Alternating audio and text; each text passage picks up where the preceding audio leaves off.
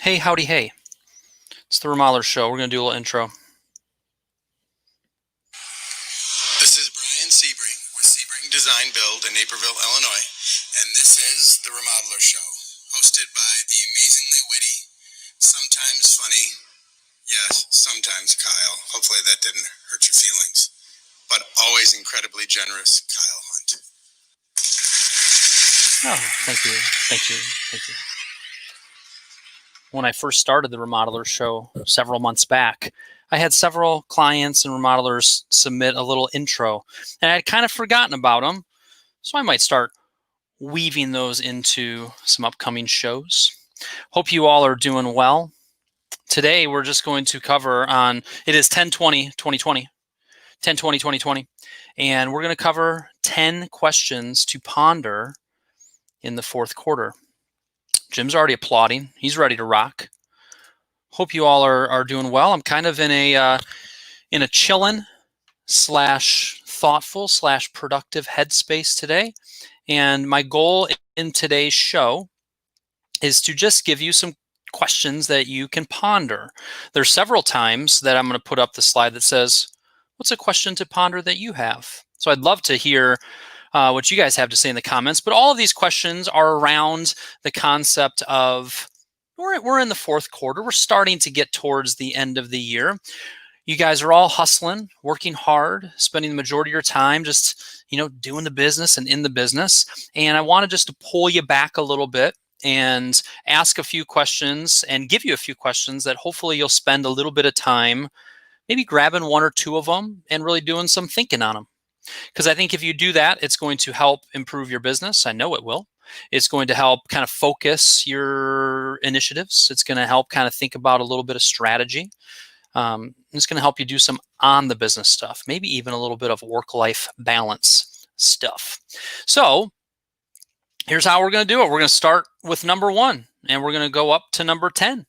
And I look forward to your comments. I look forward to your likes. If you're watching this, give it a little like. And here's the first one. You started the year with some clarity and big plans. Oh, and what a year it has been so far. When you think about your business, what's working and what's not working? So this is kind of a question to ponder. When you think about your business, what's working and what's not working? If you're anything like me as a business owner, you're going so fast that sometimes you don't pause and reflect on how the business is going. So that's the heart of this first question, is give it a really honest, clear evaluation. What's working in your business? Let's get clear with that. And then also, what's not working? What's one thing that needs to change? What's something that's really clunky? What's something that needs your expertise to fix? Maybe you even write that down. Okay. I know a lot of you are listening to this version, not just on the live, but as a recording of it on Remodelers on the Rise podcast. I see you people too. Hope you're doing well. All right. So that's the first question. You started the year with some clarity and big plans. When you think of your business, what's working, what's not working? That is the first question I have for you to ponder. The second one is your work/life balance. Or, Sean Van Dyke calls it work-life integration. We're not aiming for perfection when it comes to work and life, but if it's out of whack, if it's out of balance, the question here is, what is your plan for the next 30 days to improve it? Follow up to that, is there any adjustments that need to be made? I've been in a little groove lately where I really enjoy reading, but I very rarely take the time to read because there's always emails to respond to. There's always action steps to work on. There's always work to do. And I've been giving myself the gift here recently of when 9 o'clock, 9:15 rolls around, my wife has been, she's doing double duty teaching virtual students, in-person students. So she's been having some work that she's been needing to knock out in that 9 o'clock hour. The last several nights, I've spent just nice 30, 45-minute chunk of time just reading. And it's been really nice. And it's also given my mind some time to think about some new ideas. So, that's an example for me of something that I want to work to improve. And that gets rid of a little bit of work time and allows for me to do something that I enjoy. And that also helps with things overall. So that's the second question that I want you guys to ponder. Your work-life balance. What is your plan for the next 30 days to improve it? Any adjustments? Michael says, I'm working ... Michael, don't put 4 dots. If you're going to put dots, it's 3 dots. You understand? I'm working ... Too much. Too much. And sometimes there's seasons, there's months, there's weeks where that is okay. There's a wise man named Michael Anschel who also said some days it's okay just to veg and chill. Some feedback he gave to something I posted here recently on my personal page. Integration. Bailey says, I like that term better. Yeah, I've heard Sean Van Dyke mention that of work-life balance. It's never going to be perfect, but to integrate it better. Jim was saying, workhorse. So I think it's important to just reflect on that. I think when we don't reflect, when we don't pause, when we don't take the time to think a little bit, it's just going to happen. And all of a sudden we look up and we're like, wow, how did I get here? So again, the heart of even these first 2 questions that I want you to ponder here is just to slow down and reflect a little bit. Okay. If I may pause there and just encourage you in the comments, what's a question to ponder that you have? I've got 10 of them here, but y'all are smart. Also, I see a bunch of you live. Give it a little like. I've noticed that helps more people see it. So thank you. What's a question to ponder that you have? Go ahead and type that in the old comments. Third one here. How's the financial side of the business? There's 3 questions in this one. How's the financial side of the business? Working with a client right now. They watch the Remodeler so often. So hi Jenny and Dave. And there's been just tremendous breakthrough in the last month from a standpoint of really owning the numbers. No more of this, I don't really understand it, and job costing's a pain in the butt, and I can't get this to talk with this, and reconciliation, and it's a pain in the butt. How's the financial side of the business? Is it healthy? Is it a big fat I don't know? It feels kind of good. It feels okay. Let's make sure that you have a good, strong answer to that. It's such an important part of running a successful remodeling business. The second part of this, are there any expenses to cut? When I think about that for my own business, there's probably a few little pieces of software. Let's say there's a piece of software that I thought, ooh, that looks pretty cool, and I spend $20 a month on it, but I haven't been using it, or I used it very sporadically. I should hold those $20 a month accountable and say, is this worth it? Do I really want to do it? Sometimes I make this mental picture of saying that's $240. If I had $240 cold hard cash, a couple Benjamins and a couple, who's on the 20? It's not Jackson. Is it Jackson? Is it Andrew Jackson? Let's say I have a couple Benjamins and 4 Hamiltons, because I know who's on the $10, because he's the $10 founding father without a father. Musical Hamilton, in case you guys were wondering. If I had all that money and I put that on the table, would I exchange that $240 of hard-earned money in exchange for that piece of software? Like, actually challenge it a little bit. Make sure you see how much money that really is. A lot of times when we look at that, we go, well, that's stupid. Not even using that. But if we don't actually feel the pain of it, if we don't actually have an image of it, it's just another line item on the old statement. It's fine, right? So challenge that a little bit. Are there any expenses to cut? That was just an example of something little. Sometimes there's also bigger things. One of my clients, I've made a piece of content with this, it's been a year and a half or so ago, looked at that monthly storage unit, and they had a bunch of stuff, and I in that unit, but he was spending like $350 a month on it. $275 a month, and I can't remember exactly what it was. Let's say it was $300. It was somewhere around there. That's $3,600 a year. And I remember talking to him and seeing just a big change in the background of his camera. I'm like, looks like you got some junk back there, my man. And he's like, I know, but you'd be proud of me. That storage unit, I still got to sort through this a little bit, but we're just wasting money. Like, I either need to purge some of this, give it away, figure out another place to put it, but we're going to save that money. And I remember specifically, he's like, that's going to make it easier to add some of those employee benefits that I've been talking about, which I think is really smart. So how's the financial side of the business? Are there any expenses to cut? And also just what are you going to invest in during the coming months? Are you thinking about maxing out your Roth IRA or your simple IRA? Is there some upcoming expenses that you need to be planning for and thinking about? Slow down and kind of think through that. That's going to help you make a little bit of a plan. So that was number 3 on the 10 questions to ponder in the fourth quarter. Jackson is on the 20. Yeah, once I thought of Hamilton, though, I didn't really care about Jackson anymore. Keep rapping. I know you know more than just that line from Hamilton. The $10 founding father without a father got a lot farther by working a lot harder, by being a self-starter. By 14, they placed him in charge of a trading charter. I can do the whole musical. Number 4, should you go into your estimating spreadsheet/system and increase things across the board 3%. So this is an old favorite of mine to throw out there to the masses of remodelers out there. I, of course, want you to actually have clarity on what your markup should be.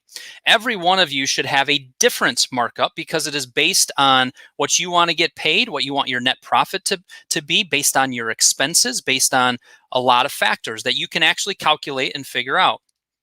But sometimes it's just good to say, hey, stop thinking even about that. Can you go into those spreadsheets and just increase that number from that to 1% more or 2% more or 3% more, or don't even think about it. Just go in there and put, if I'm charging 1.47, I'm going to now charge 1.50. Don't get emotional about it. Don't overthink it. Just do it. If you have a $500,000 business, that's another $15,000 this year. That turns a $50,000 project into a $51,500 project, if my math is right, another 3%. Yeah, you might need to sell. You might need to build that value, build that differentiation. But there's a lot of costs in your business that continue to go up. There is continued improvement that you continue to make to how you produce and the value you deliver. Got to keep pushing towards that direction of, doggone it, I am worth every single penny that I charge, and I'm going to increase that, even if it's just 1%. Even if it's just 1%, go in there today and do that for your buddy Kyle. And for your family. Like, it's easier to afford food when you have more money in your bank account and you charge more. Okay. Attaboy. Who's giving me the old attaboy? I don't know who that is, but that's right. Attaboy. That might have been related to the Hamilton rap. I don't know. I'll pause here. What's a question to ponder that you have? We've covered so far, what's working, what's not working in the business, a little bit of work-life balance, talking about the financial side of the business, expenses to cut, talked about your estimating spreadsheet, maybe increasing your prices. What's a question to ponder that you want to pose to the remodeling community? Number 5, what are you doing to become a better salesperson? There are so many stinking YouTube videos out there. There are inexpensive books, I think, in there. Sandler Sales Training, Remodelers Advantages has books. There's training. I've got all kinds of training and free articles and paid courses, all related to becoming a better salesperson. If you are just as good a salesperson on 10/20/2020 as you were on 10/20/2019, that was a year ago. I know there's a lot of numbers. 1 year ago today, that's a problem.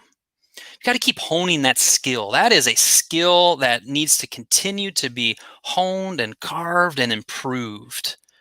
Are you asking good questions? Are you selling your process clearly and simply?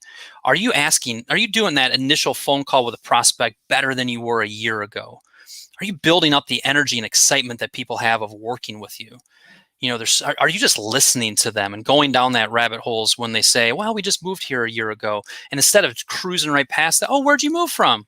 Showing interest in them, which, by the way, where they moved from might have been where you grew up, and all of a sudden you have a childhood friend that's also their friend, and bada bing, bada boom, your close rate just went up 22% because no like and trust was built. That 22%, by the way, is a very deep studied percentage. It is an exact percentage that happens when you do that. But that's my main question to ponder here, and my main challenge for you, and a slew of ideas around it. What are you doing to become a better salesperson? That's number 5. The chime means I'm done with that one and I'm moving on to the next. None of you have typed in, you're making me do all the work. Kyle, we can't possibly think of one question to ponder, so we're just going to let you come up with all 10 of them and do all of the heavy lifting. Come on, people. This isn't Remodelers dictatorship. This is Remodelers community. I'm not the only one in charge here. I'm not the only one contributing to this. Even if you're watching the replay, by the way, go ahead and type it in there. Is my website tight? Okay. I mean, Jim's kind of casual with his question. That's all right. Jim has a question. Is my website tight? I do believe, because I am hip, as you heard from my Revolutionary War rapping earlier, that tight means, is it solid? Is it sharp? Is it something that if I have a prospect that is just an ideal prospect to me, do I proudly and happily send them to my website because it represents me really well? Or is it clunky? Is it not that great? Is it tight? Do I have the latest and greatest photos up there? Do I have the latest and greatest "this is how we work" page, or our difference page, or a little bit of pricing information on there, a little how much page? So that's a good one, Jim. Oh, you guys livened up once I called you out. David said, here's a question to ponder. What's the best way to budget? Oh, wait, this might not be a question to ponder. This is just a straight up question. What's the best way to budget for project management in an estimate? We do it by hours/project duration, but have considered it as a percentage. Yeah. Consider as a percentage. The answer, the way you're doing it as far as by hours and project duration, seems to be much stronger and clearer than a percentage, right? Not all $100,000 projects are created equal. So if I did it as a percentage, but wow, this is a complex project. This $100,000 project has a lot more of our self-performed labor on it, and a lot more moving pieces, and a lot more difficulty, which is going to require more project management. That percentage-based falls apart really fast. So when you're thinking of project management, how do I cover that time? Doing it by the hours and project duration makes a whole lot more sense. Okay, good. Number 6, encouragement and accountability. Encouragement and accountability. Are you lacking in either of those areas? These areas. Those or these. Tomato, potato, patata. Encouragement and accountability. Man, it goes a long ways. It goes a long ways. There's different areas in my life where that mostly the accountability side is huge, whether it be on the business, personal side of things. The encouragement side is so important. If you are out there just as a lone wolf doing your own thing, you don't have much around you as far as encouragement and accountability support, it can get lonely. You can do fine, but it can get lonely, and frankly, it's not as much fun. So when you just think of this, there might be other business owners that you've connected with in the past and you've gotten away from. Maybe you need to connect with them. There's all kinds of people that you see post on Remodelers community. Be brave and just reach out to one of them. Say, I just really appreciate what you have to share and just wanted to reach out to you. See if we have a time to just get to know each other a little bit. There's different mastermind groups. Builder 20, Remodeler 20 clubs, Remodelers Advantage. I've got these Remodeler circles. There's a lot of different places where you can be in community and have some encouragement and accountability. So if this is an area that's really light and lacking, it might be, this is a question I want you to ponder, might it be good for me to make an investment into some community or even just a one-on-one type relationship for some encouragement and accountability? That's a good question. Billy Suzio says, what am I doing to invest in relationships? Across the board, clients, family, strategic partners, etc. This matters and needs effort. Oh, she's asking a question and she's just making a statement. Kyle, you don't need to add anything to this. I got this, she says. Across the board, all those different areas. This matters and needs effort. What you put your energy towards improves. If I want my marriage, it's funny. I could show you guys right now. Here's just a simple example. I'm not going to show this because it's got a bunch of personal stuff on here, but I've got a list. I use Evernote, and I've got a list, and there is a section under just the heading Sarah/home. I'll go through it. Flu shots. We need to do some flu shots. Hang mirror. Fix white paint on van. The van's got this scratch in the back. These are like home-related improvements / things to talk to my wife about. But a little further down, where is it? Doting. Dote on Sarah. And here's what I wrote, people. I'm just an open book. Romance her. Write nice things. Put in extra effort. That's what I wrote. That's what I look at. That's reminded me. Why did I write it? Because I hadn't been doing a good job of it for a few months. We were both very busy. Wanted to improve it. What am I doing to invest in relationships? And so it matters, absolutely. And the last part, it needs effort. You'd be surprised at how relationships can improve when you put effort towards it. It's a great one. Accountability is a 4-letter word. Yes, we love it and we hate it. Those are 2 4-letter words that I come to mind when it comes to accountability. Love and hate. Did you have another word that came to mind, Michael? The right hand of the man, weighing in hard. Okay, there we go. I don't know exactly what that means, Jim, but keep it coming. What's a question to ponder that you have? Look at that little ticker, by the way, down the bottom. The Remodeler Show is brought to you by www.remodelersautopilot.com. Generate more repeat and referral work. Try it for $1. Remodelersautopilot.com. Number 7. Is there a hard decision you've been putting off? Set a next step and a deadline. Set a next step and a deadline. It's just a question to ponder. Is there a hard decision you've been putting off? Tough conversation to have with a trade partner. Decisive decision you need to make related to an employee. A sit-down conversation you need to have. A firing you need to do. Is it time to hire? Maybe there's a key new position in your business that you're thinking about hiring. You've been putting it off because it's kind of hard. Is it time? Is it appropriate? Is it can I afford it, etc. Maybe it's something even outside of work. But is there a hard decision you've been putting off? And my encouragement is to set a next step, a very clear next step, to think about what's the next right thing for me to do related to this, and add a deadline to it. Kyle, that's really simple. I'm just going to start doing other things while listening to this because I already figured that out and I already know that. Of course, you need to put a deadline. Yeah, most people don't. Most people have this idea that, oh yeah, I need to do more about this. And then they move on to the next thing. And then they don't make any progress with it. Set a clear next step and have a deadline attached to it. Make a sticky note with the deadline. Have some accountability. Say, hey, so-and-so on my team, so-and-so, I need to make that decision. I've committed to making that decision by October 30th, 2020. I want you to follow up with me on that. If you have a coach, ask for accountability. Ask for that. So that's number 7. Is there a hard decision you've been putting off? Set a next step and a deadline. It's outward facing, not inward. Let's see. Yeah, I don't know if that's related to accountability. I thought free was.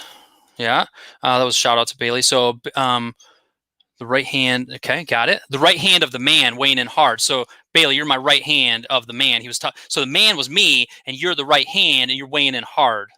Jim's got some rapping going on today. I think he was inspired by the Hamilton thing. Responsibility is a healthy word. Accountability is unhealthy.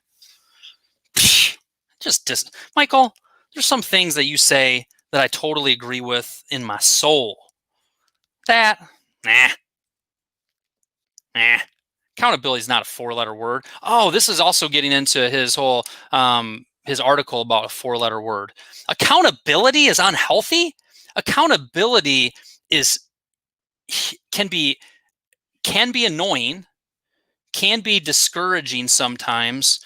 But man, when I think of accountability, I think of progress. I think of improvement. I want to be held accountable to do the things that I know I need to be doing that I'm often going to turn down and not do. Free accountability, both. Okay. Soul searching. What's with his? Yeah, David. What's with his Michael guy? It's like What's with the 4-letter word all the time? Accountability is finger pointing. Accountability is finger pointing inward to myself. Maybe we need to have a remodeler show just on the word accountability and another healthy debate between Michael and I related to the value and the beauty and the wonderfulness that can come from wonderful, kind, solid, consistent accountability. Interesting. I love people that make me think. Maybe accountability, maybe responsibility. Responsibility doesn't get to the heart of what I'm after there. I shouldn't even say we. It's a lot easier when I just say I, because then I'm not like pointing at other people. Like, I need accountability. To me, it's good. To me, it's helpful. When I don't have accountability, I linger. I flail. I don't make progress. Responsibility is pointing at yourself. Accountability is finger pointing. Okay. Oh, the chime means we're moving on because we got 4 minutes left. We got 3 more to go to. Who can you reach out to for a Google review? That's a quick one. Like, literally, just think of a client that you love and leave a Google review. Did you guys know that if you type in remodel your marketing, probably if you just type that in, I'll pop up, but remodel your marketing Michigan, because that's where I live, it'll definitely pop up. And boy, that would be lovely if you guys went onto Google right now and just left a Google review for yours truly. Maybe, Michael, maybe you hold off because I'm getting you fired up with that attack on accountability, because you'll be like, he's usually nice, but then he asked for people to comment and he was like super mean and rude to me. Maybe you hold off, but the rest of you watching, go ahead and leave me a Google review. And after you do that, text one of your clients and say, hey, can you do me a favor? And ask for a Google review. Number 9, look at your bookshelf. Grab a book that you've been meaning to read or that's impacted you in the past. Can you read 30 pages of it by Friday night? You heard me earlier this week. I've been devoting some time to reading. Oh, it's been filling. It hasn't been draining. It's allowed me to kind of stop and turn the work mode off and just read and enjoy. I'm reading a book that's more for just flat out enjoyment, and reading a book for kind of, improving on the business side. So the challenge here is the question to ponder. Can you read 30 pages of that book that you've been really wanting or you've been meaning to read by Friday night? Interesting. Introspection. How does that work? Oh, Michael thought I was okay. You guys are laughing. Good. Because I hate the thought of somebody getting offended when I start to do some shock jock radio like that. Luckily, you thought it was funny. And number 10. What do we got here? A little drum roll seems appropriate. Number 10 on the questions to ponder. What's something you can do in October? Ooh, that's even still yet this month. We got 11 days left to feel more organized and in control of your business. What is something you can do this month to feel more organized and in control of your business? That could be as simple as, I'm going to give myself the gift of cleaning off my desk and having by the end of the month just a very organized desk. No more stacks. I'm going to purge a bunch of stuff, and that's it's just going to give me that mental and frankly physical organization. Maybe it's your to-do list. You know what? My to-do list is just out of control. I need to organize this. I need to clean it up, which will give me and make me feel more organized, because I will be, and also just more in control of things. Those are just 2 examples that quickly come to my mind to this question of what's something you can do this month to feel more organized and in control of your business. So to review this, I would love for you guys to share, what is your takeaway? Let me just pause and make a big fat ask. Big fat ask with a K at the end. What is your takeaway from what I just covered? I need like 4 or 5 of them. I see a bunch of people that are watching this. I need like 4 or 5. Like, what's your takeaway? Let me quickly review what we just covered. Started the year with some clarity. Just doing a good solid review. What's working? What's not working in your business? Another question to ponder. How's the work-life balance side of things? What's your plan in the next 30 days to improve it, tweak it, make an adjustment? I shared an example for me. Number 3, what's the financial side of your business look like? Are there any expenses to cut? Another question to ponder, what do you got upcoming and to invest in the coming months? It's a good time to think about that and to plan for that. Number 4, question to ponder. Should you go into your estimating? Let me pause there. like literally and figuratively pausing. I asked this question. I said, should you go? I said number 4, and I paused. Or what did I do? I said, should you go into your estimating spreadsheet and system? And I paused. And it'll roll into number 5. We all can work on pausing better. Pausing is a gift to the person you're talking to. I talk fairly swiftly, especially when it's 12:31 and the show was supposed to be over 45 seconds ago. But we all can work on pausing. It helps the person really understand what you're saying. It slows you down. When you're doing it right and you've made a statement and then you pause and you're looking at the person you're talking to and they nod their head, bam, that's exactly why we need to do it. So I paused there, which reminded me to share with you guys, we need to pause more. Should you go into your estimating spreadsheet and increase things across the board 3%? Just a little shove to you guys of saying, should you do that? If the answer is yes, then just go do it. Number 5, what are you doing to become a better salesperson? Number 6, encouragement and accountability. Oh, there's that A word again, that 4-letter word that is just one of the nastiest words you'll find in all of the English language. And even when you translate that to all of the other languages and tongues across the world, that word accountability, ugh. Encouragement and accountability. Are you lacking in either of these areas? Number 7, is there a hard decision you've been putting off? Set a next step and a deadline. SMART goals. Specific, measurable, attainable, realistic, time-bound. They're so powerful. Set a next step and a deadline. Number 8, who can you reach out to for a Google review? I wonder if you're going to type in Remodel Your Marketing Michigan and leave one for me. I mean, I do slave away sometimes. Like, I could be eating lunch right now, but I'm here trying to teach and coach. And other than me heckling people that are commenting, there's no cost. Okay.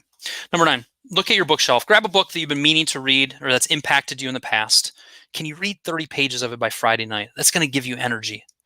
We need to keep you're a leader, which means that you are draining your energy all day long to your team, to your employees, your trade partners, just doing your work.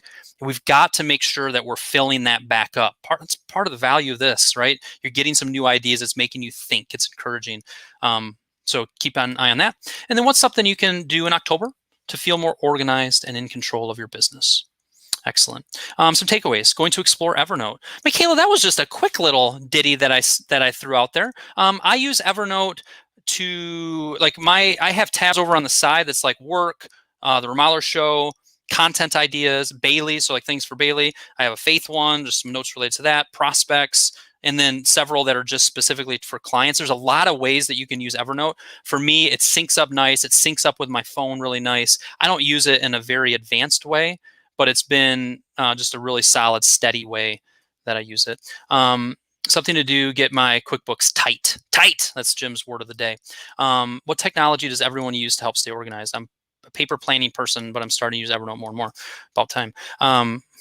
Bailey is like pretty techie, and she uses this hard paper planner. I'm like, hey, whatever. When it comes to programs to keep you organized, whatever works for you is the best program in the world. Dude, another gem, the myth of the work-life balance. Good. That's a little takeaway of just, and again, I gotta give credit. That was just a phrase that I've heard Sean Van Dyke use many times of like, it's not about balance, work-life integration. And also, yeah. Good. Download the desktop app. Okay. Excellent. Your Google business doesn't show up when I search for you. Bailey, put it directly. Oh, she already did. Michaela, I think what we're dealing with is an ID 10T issue. Michaela, your problem here is an ID 10T issue. And if you don't know what that means, I want you to take a piece of paper and I want you to write out ID 10T issue. Not issue, just ID 10T, and then you'll know. It's kind of a mean thing, but when you actually write it out, it spells idiot. And like computer nerds, no, she says, no, I'm not going to do that. When you have like a couple computer guys and like they're fixing a computer for a user that's sitting right there, one of them might say, well, I think what we got, Tommy, is a ID 10T issue. The person doesn't know what you even mean, but they kind of get a chuckle out of it. I hope you get a chuckle today. I hope something during the show gave you a chuckle, and I hope you also had a bit of a reminder or a takeaway. Enjoy the rest of your day.